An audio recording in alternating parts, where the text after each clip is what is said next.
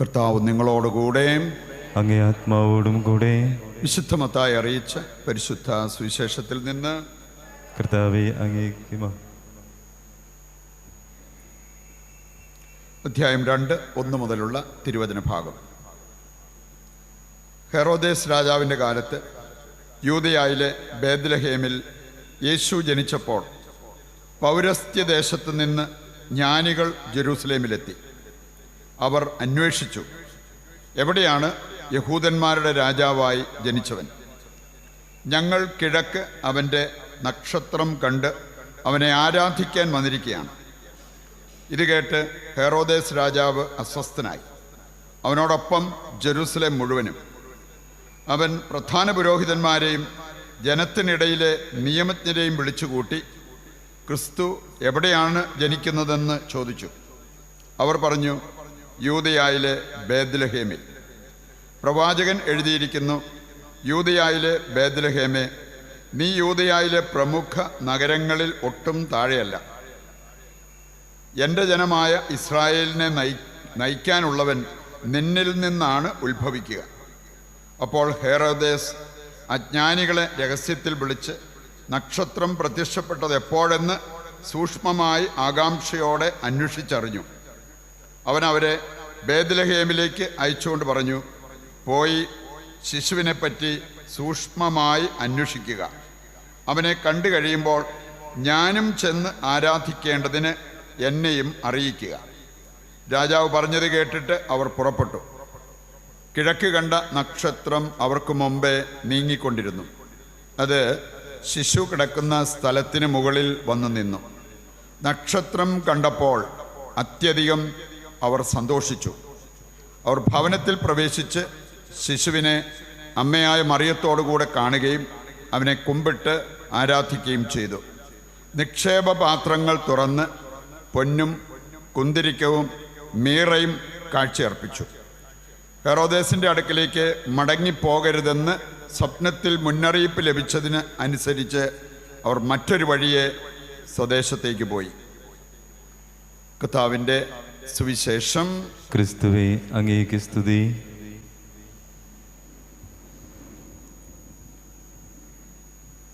ഈശോയിൽ പ്രിയപ്പെട്ടവരെ, നമ്മൾ പ്രത്യക്ഷവൽക്കരണ തിരുനാൾ ആഘോഷിക്കുകയാണ്. എപ്പിഫനി. എപ്പിഫനി എന്ന പദം ഒരു ഗ്രീക്ക് പദത്തിൽ നിന്നാണ്. എപ്പിഫനി. അതുപോലെ തന്നെ നമുക്ക് പരിചയമുള്ളൊരു പദമാണ് ദനഹ. ദനഹ കാലം നമുക്കുണ്ട്. അത് സുറിയാനി പദമാണ് ഈ എപ്പിഫനിക്കുള്ള. ഇനി ഇതിൻ്റെ അർത്ഥം ഉദയം. എപ്പിഫനി എന്ന് പറഞ്ഞാൽ ഉദയം, മാനിഫെസ്റ്റേഷൻ. യേശു ലോകത്തിന് വെളിപ്പെട്ട് കിട്ടിയ അതിൻ്റെ തിരുനാളാണ് നമ്മളിവിടെ ആഘോഷിക്കുക. നമുക്കറിയാമല്ലോ, ക്രിസ്ത്യാനികളെ സംബന്ധിച്ചിടത്തോളം അറിവ് എന്ന് പറയുന്നത് യേശുവിനെ കുറിച്ചുള്ള അറിവാണ്. ഈ അറിവില്ലാതെ നമ്മൾ വേറെ എന്തെല്ലാം അറിഞ്ഞെന്ന് പറഞ്ഞാലും ഒരു ബേസിക് നോളജ് നമുക്കുണ്ട് എന്ന് പറയാൻ പറ്റില്ല. അതാണ് വിശുദ്ധ ബൊനവഞ്ചർ സൂചിപ്പിച്ചിട്ടുള്ളത്. അദ്ദേഹം പറയുന്നത്, നിങ്ങൾക്ക് വേറൊന്നും അറിയത്തില്ലേലും യേശുവിനെ അറിയാമോ? യേശുവിനെ നിങ്ങൾ അനുഭവിച്ചിട്ടുണ്ടോ? നിങ്ങൾക്ക് ആവശ്യത്തിനുള്ള അറിവുണ്ട്. ഇനി ബാക്കിയെല്ലാം നിങ്ങൾക്ക് അറിയാമെങ്കിലും യേശുവിനെ അറിയില്ലെങ്കിൽ നിങ്ങൾക്ക് ബേസിക് അറിവ് അതില്ല എന്ന് തിരിച്ചറിയണം.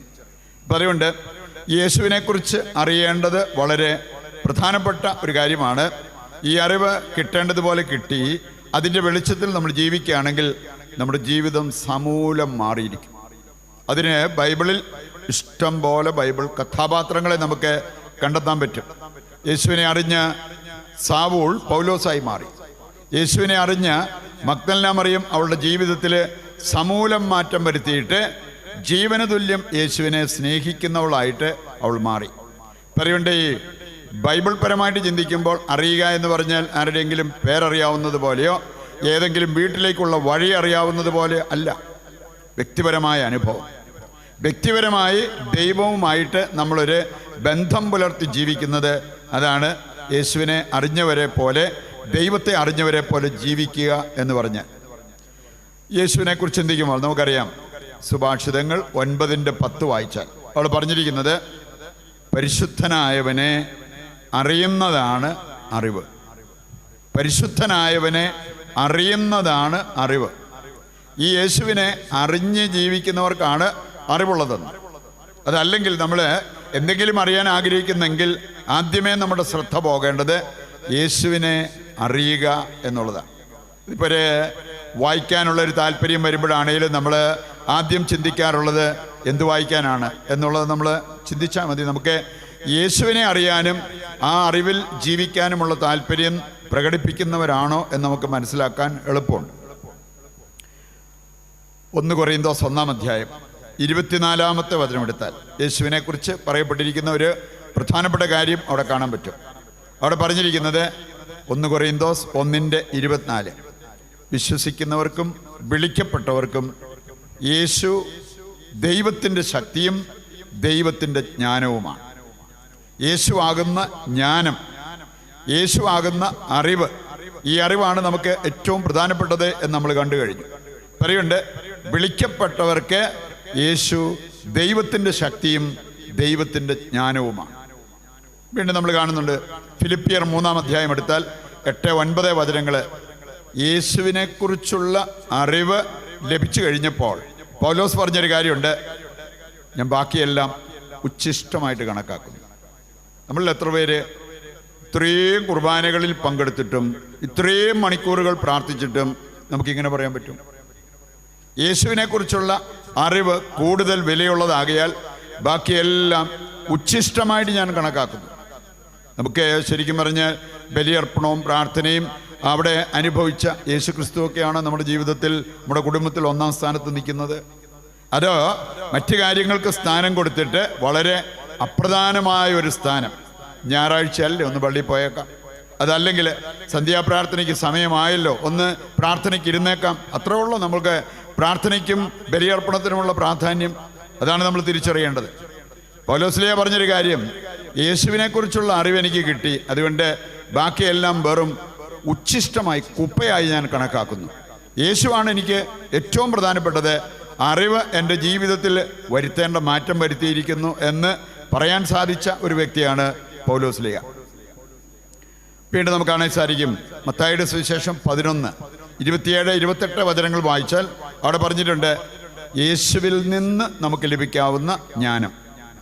അതുകൊണ്ടാണ് യേശു പറഞ്ഞത്, എൻ്റെ അടുക്കൽ വരിക, എൻ്റെ അടുക്കൽ ഇരിക്കുക, എന്നിൽ നിന്നും പഠിക്കുക, അപ്പോൾ നിങ്ങൾക്ക് ആശ്വാസം ലഭിക്കും എന്ന് പറഞ്ഞാൽ പ്രാർത്ഥിക്കാനിരിക്കുമ്പോൾ ഒരുപാട് കാര്യങ്ങൾ നമുക്ക് പഠിക്കാൻ പറ്റും. CNIയിലെ വിശുദ്ധ ക്യാതറിൻ സ്കൂളിൽ പോയിട്ടില്ലാത്ത വ്യക്തിയാണ്. വിദ്യാഭ്യാസം എന്ന് പറയുന്ന ഒട്ടുമില്ലായിരുന്നു.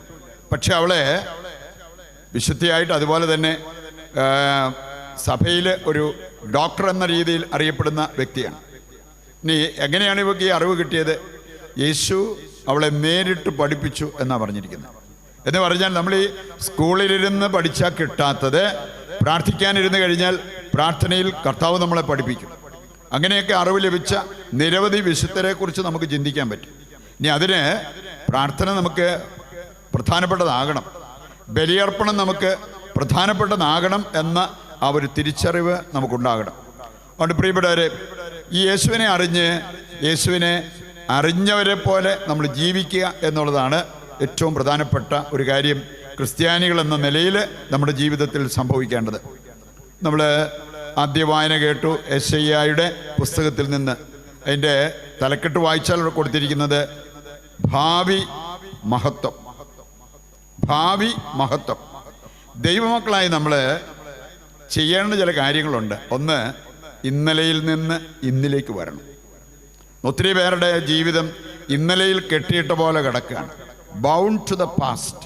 പറയാനുള്ളതെല്ലാം ഇന്നലകളിലെ ദുരിതങ്ങൾ, ക്ലേശങ്ങൾ, അങ്ങനെയുള്ള ആരെങ്കിലും നമ്മളോട് ചെയ്ത ദ്രോഹങ്ങൾ, ഇതെല്ലാമായിട്ട് ഓരോ ദിവസവും നമ്മൾ കടത്തിവിട്ടുകൊണ്ടിരിക്കുക, ജീവിക്കാൻ പറ്റാതെ. ഈ ഇന്നലകളിൽ കെട്ടിയിട്ട പോലെ കിടന്നാൽ ഇന്ന് നമുക്ക് ജീവിക്കാൻ പറ്റത്തില്ല. അപ്പം അതുകൊണ്ട് ഇന്നലകൾ വിട്ടിട്ട് ഇന്നിലേക്ക് വരണം. മാത്രമല്ല, ഒരു നല്ല ഭാവിയെക്കുറിച്ച് നമുക്ക് ചിന്തിക്കാനും സ്വപ്നം കാണാനും സാധിക്കണം. അതില്ലാത്തവർ ക്രിസ്തീയ ജീവിതം നയിക്കുന്നു എന്ന് പറയാൻ പറ്റില്ല. ഭാവി മഹത്വം. ഇതുവരെയുള്ള നമ്മുടെ ജീവിതത്തിൻ്റെ അവസ്ഥകൾക്ക് മാറ്റം വരാവുന്നതേ ഉള്ളൂ. നമുക്കറിയാമല്ലോ, കാനായിലെ കല്യാണ വിരുന്ന് യോഹന്നാൻ 2-ാം അധ്യായം വായിച്ചാൽ കാണാൻ പറ്റും. കർത്താവിൻ്റെ കരം ആ വെള്ളത്തിൻ്റെ മേലെ ഒന്ന് ചലിച്ചു, വെള്ളം വീഞ്ഞായിട്ട് മാറി. കർത്താവിൻ്റെ കരം ചലിച്ചപ്പോഴാണ് അത് സംഭവിച്ചത്. ഏറ്റവും നല്ല വീഞ്ഞ് അതുകൊണ്ടാണ് അവിടെ പറയപ്പെട്ടിരിക്കുന്നത്. സാധാരണ എല്ലാവരും മുന്തിയ വീഞ്ഞ് കൊടുത്തിട്ട് പിന്നെ ലഹരി പിടിച്ചു കഴിയുമ്പോൾ അത്രയും നിലവാരമില്ലാത്ത വീഞ്ഞ് കൊടുക്കാറുണ്ട്. പക്ഷെ നീ ഏറ്റവും നല്ലത് അവസാനത്തേക്ക് വേണ്ടി മാറ്റിവെച്ചു എന്ന് പറഞ്ഞാൽ നമ്മുടെ ജീവിതം ഏറ്റവും നല്ലതായിട്ട് മാറുന്നത് കർത്താവ് നമ്മുടെ ജീവിതത്തിൽ പ്രവർത്തിക്കാൻ, കർത്താവിൻ്റെ കരം നമ്മുടെ ജീവിതത്തിൽ ചലിക്കാൻ നമ്മൾ അനുവദിക്കുമ്പോഴാണ് എന്ന കാര്യം നമ്മൾ തിരിച്ചറിയണം. പറയുണ്ട്, ഈശോ നമ്മളെ ഭരിക്കാൻ, നയിക്കാൻ, നമ്മിൽ വസിക്കാൻ നമ്മുടെ ജീവിതം വിട്ടുകൊടുത്താൽ ഭാവി ഭാസുരമായിരിക്കും എന്ന് കർത്താവ് നമ്മെ ഓർമ്മിപ്പിക്കുകയാണ്. ഇന്നത്തെ രണ്ടാം വായനയിൽ നമ്മൾ കണ്ട ഒരു കാര്യമാണ്, യേശുവിൻ്റെ വാഗ്ദാനത്തിൽ ഭാഗഭാക്കാകാൻ നമ്മൾ ആഗ്രഹിക്കുന്നെങ്കിൽ അങ്ങനെയുള്ളവരുടെ ഈ ലോക ജീവിതം അനുഗ്രഹപ്രദമാകും, മരണാനന്തരം അവർക്ക് സ്വർഗം ലഭിക്കും എന്ന കാര്യം തിരിച്ചറിയണം. ഇനി അതിന് നാം ചെയ്യേണ്ടത് എന്താണെന്ന് ഇന്നത്തെ രണ്ടാം വായനയിൽ നമ്മൾ കേൾക്കുകയുണ്ടായി. യേശുവാകുന്ന സുവിശേഷത്തിൽ വിശ്വസിക്കുക, യേശുവാകുന്ന സുവിശേഷം ഹൃദയത്തിലേക്ക് ഏറ്റെടുക്കുക. യേശുവിൻ്റെ വാഗ്ദാനങ്ങളിൽ ഭാഗഭാക്കാകാൻ നമുക്കും സാധിക്കും എന്നുള്ളത് കർത്താവിൻ്റെ വചനം നമ്മെ ഓർമ്മിപ്പിക്കുന്ന ഒരു കാര്യമാണ്. അതുകൊണ്ട് പ്രിയപ്പെട്ടവരെ, ഒരു ക്രിസ്ത്യാനിയുടെ ജീവിതത്തിൻ്റെ ഫോക്കസ് യേശുക്രിസ്തുവിലായിരിക്കണം.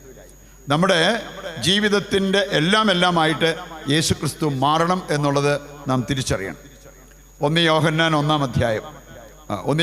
5 അധ്യായം എടുത്താൽ 11-12 വചനങ്ങൾ വായിച്ചാൽ അവിടെ നമ്മൾ കാണുന്ന ഒരു കാര്യമുണ്ട്. നിത്യജീവൻ യേശുക്രിസ്തുവിലാണ്.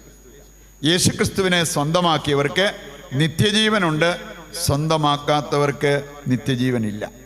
ഒരു ബലിയിൽ വെറുതെ ഒന്ന് പങ്കുചേർന്ന് പോകുന്നത് ഈ ഒരു അവസ്ഥയിലേക്ക് നമ്മളെ ഉയർത്തണമെന്നൊന്നുമില്ല. ആ ബലിയിൽ നമ്മൾ കണ്ടുമുട്ടിയ യേശുവിന് വില കൊടുത്ത് നമ്മൾ ജീവിക്കാൻ തയ്യാറാകണം. അങ്ങനെയുള്ളവർക്ക് നിത്യജീവൻ്റെ ഉറവിടവുമായിട്ട് യേശു മാറും എന്നുള്ളത് നമുക്ക് മനസ്സിലാക്കാൻ പറ്റും. വീണ്ടും നമ്മൾ കാണുന്നുണ്ട് യോഹന്നാൻ്റെ സുവിശേഷം 8:12 വായിച്ചാൽ യേശുവിനെ ലോകത്തിന് വെളിപ്പെടുത്തി കിട്ടിയിരിക്കുന്നത് ഇപ്രകാരമാണ്, അവൻ ലോകത്തിൻ്റെ പ്രകാശമാണ്. യേശു ലോകത്തിൻ്റെ പ്രകാശമാണ്. ഇനി ക്രിസ്ത്യാനികളെ സംബന്ധിച്ചിടത്തോളം ദൈവം ആഗ്രഹിക്കുന്ന എന്താണെന്നറിയാൻ ലൂക്കായുടെ സുവിശേഷം 11:36 വായിച്ചാൽ മതി. അവിടെ പറഞ്ഞിരിക്കുന്നത് നമ്മൾ പ്രകാശത്തിൽ ജീവിക്കേണ്ടവരാണ്. നമ്മുടെ ശരീരം മുഴുവൻ പ്രകാശത്തിലായിരിക്കണം എന്നാണ് അവിടെ പറഞ്ഞിരിക്കുന്നത്. ഇരുട്ടിലല്ല, ഇരുട്ടിൻ്റെ വ്യാപാരങ്ങളിലല്ല നമ്മൾ മുഴുകേണ്ടത്, പ്രകാശത്തിൻ്റെ മക്കളായിട്ട് നമ്മൾ മാറണം. 1 യോഹന്നാൻ 2 അധ്യായം 9 മുതൽ 11 വരെ വായിച്ചാൽ ഒരുപാട് കാര്യങ്ങൾ അവിടെ പറഞ്ഞിട്ടുണ്ട്. നീ പ്രകാശത്തിലാണെന്ന് പറഞ്ഞിട്ട് നിന്റെ സഹോദരങ്ങളെ വെറുക്കുന്ന വ്യക്തിയാണെങ്കിൽ നീ ഇപ്പോഴും ഇരുട്ടിലാണ്. അപ്പം അറിയണ്ടേ, ഇരുട്ടിൽ നിന്ന് പ്രകാശത്തിലേക്ക് വരണമെങ്കിൽ ദൈവത്തെ സ്നേഹിക്കുന്നവരും നമ്മുടെ ശരീരത്തെ പ്രകാശത്തിൽ കാത്തു സൂക്ഷിക്കുന്നവരുമായി മാറണം. അതിന് സഹോദര സ്നേഹം വളരെ പ്രധാനപ്പെട്ട ഒരു കാര്യമാണെന്ന് കർത്താവ് നമ്മെ ഓർമ്മിപ്പിക്കുകയും ചെയ്യുന്നു. പ്രിയപ്പെട്ടവരെ, അവസാനമായിട്ട് നമുക്ക് ചിന്തിക്കാൻ പറ്റുന്നൊരു കാര്യം, ശരിക്കും നമ്മൾ ബലിയിൽ കർത്താവിനെ കണ്ടുമുട്ടിയ യേശുക്രിസ്തുവിനെ, യേശുവാകുന്ന സുവിശേഷം നമ്മുടെ ഹൃദയത്തിലേക്ക് നമ്മൾ ഏറ്റെടുത്താൽ എന്ത് സംഭവിക്കും? ഇന്നത്തെ സുവിശേഷ ഭാഗത്ത് നമ്മൾ കണ്ടു, പൗരസ്ത്യ ദേശത്തുനിന്ന് വന്ന 3 രാജാക്കന്മാർ, ജ്ഞാനികൾ. അവർ അത്രയും വലിയ സ്ഥാനമുള്ളവരായിരുന്നെങ്കിലും അവരുടെ കൊട്ടാരം വിട്ട് അവർ യാത്ര ചെയ്യുന്നത് കാണാൻ പറ്റും. ഒരു നക്ഷത്രം കണ്ടിട്ട്, നക്ഷത്രം ഒരു യൂണിവേഴ്സൽ സിമ്പലാണ്, സ്റ്റാർ എന്ന് പറയുന്നത്. ഈ നക്ഷത്രം അവർക്ക് മുമ്പേ പോയി, അതിൻ്റെ പുറകെ പോകുന്ന രാജാക്കന്മാരെ കാണാൻ പറ്റും. എന്ന് പറഞ്ഞാൽ യേശുവാകുന്ന സദ്വാർത്ത ലോകം മുഴുവന് വേണ്ടിയുമുള്ളതാണ്. ഇത് ഒരു ചെറിയ ഗ്രൂപ്പിന് വേണ്ടിയുള്ളതല്ല, ഏതെങ്കിലും ഒരു റിലിജിയനിൽപ്പെട്ടവർക്ക് വേണ്ടിയുള്ളതല്ല, യൂണിവേഴ്സൽ സിമ്പിൾ. അതുകൊണ്ട് ലോകം മുഴുവൻ യേശുവിനെ രക്ഷകനായി സ്വീകരിക്കേണ്ടതുണ്ട്. അതിനായിട്ട് നമ്മൾ ആഗ്രഹിച്ച് പ്രാർത്ഥിക്കുകയും ചെയ്യണം. നമ്മൾ കാണുകയാണ്, ഇവർ ഒരുപാട് കഷ്ടപ്പെട്ടു. അവർ അന്വേഷിച്ച് വന്നു, ഹെറോദേസിൻ്റെ രാജകൊട്ടാരത്തിൽ വന്നു. ഇനി അവിടെ ഇവർക്ക് ലഭിച്ച സന്ദേശത്തെക്കുറിച്ച് പറഞ്ഞപ്പോൾ ഹെറോദേസ് അസ്വസ്ഥനായി, ജെറുസലേം മുഴുവൻ അവനോടൊപ്പം അസ്വസ്ഥനായി. ഇനി 3 രാജാക്കന്മാർ അവർ ചെയ്ത ഒരു കാര്യം, കർത്താവ് കൊടുത്ത നിർദ്ദേശങ്ങൾ കൃത്യമായിട്ട് പാലിച്ച് മുമ്പോട്ട് പോയി.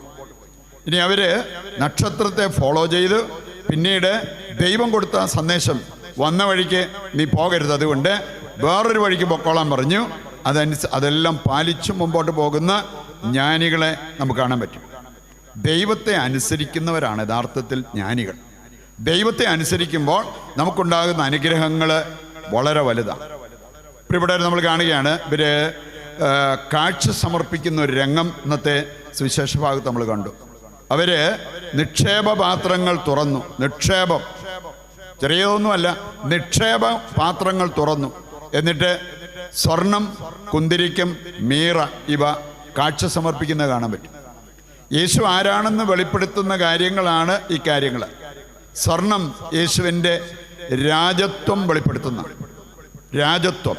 നമുക്കറിയാമല്ലോ, രാജാക്കന്മാർ വേണമെങ്കിൽ സ്വർണ്ണപാത്രത്തിൽ ഭക്ഷണം കഴിക്കാം, സ്വർണ്ണക്കാസയിൽ നിന്നും കുടിക്കുന്ന സാഹചര്യങ്ങൾ.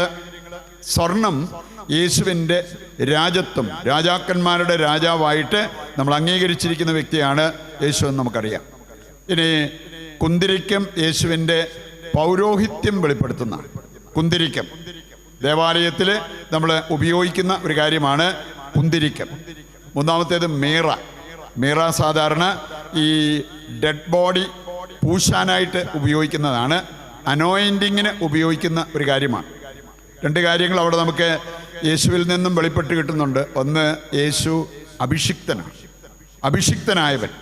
യേശു അഭിഷിക്തനാണെന്ന് നിരവധി വചനങ്ങളിൽ നമ്മൾ കാണുന്ന ഒരു കാര്യമാണ്.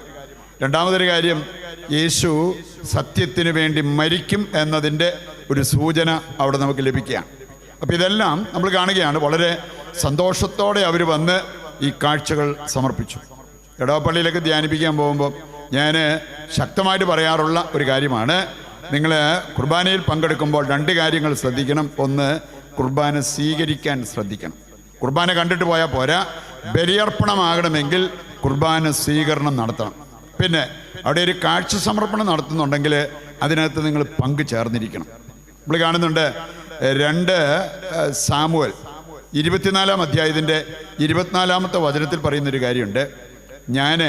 എനിക്കൊരു ചെലവുമില്ലാത്ത ബലി അർപ്പിച്ചാൽ അതെങ്ങനെ ദൈവത്തിന് പ്രീതികരമാകും. പറയുണ്ട്, നമ്മുടെ ഭാഗത്തുനിന്ന് എന്തെങ്കിലുമൊക്കെ നമുക്ക് ചെയ്യാവുന്ന കാര്യങ്ങൾ ചെയ്ത് ബലി അർപ്പിക്കുമ്പോൾ അതിൻ്റേതായിട്ടുള്ള അനുഗ്രഹം, ആ ബലി നമുക്ക് അഭിഷേകമായി മാറുന്നത് നമുക്ക് മനസ്സിലാക്കാനായിട്ട് സാധിക്കും. അതുകൊണ്ട് പ്രിയപ്പെട്ടവരെ, വില കൊടുത്ത് പ്രാർത്ഥിച്ചാൽ, വില കൊടുത്ത് ബലി അർപ്പിച്ചാൽ വിലയുള്ളവനെ അവിടെ നമുക്ക് കണ്ടെത്താൻ പറ്റും. അവനെ സ്വന്തമാക്കി അതനുസരിച്ചുള്ള ഒരു ജീവിതം നമുക്ക് നയിക്കാൻ സാധിക്കും എന്നുള്ളത് നമുക്ക് തിരിച്ചറിയാം.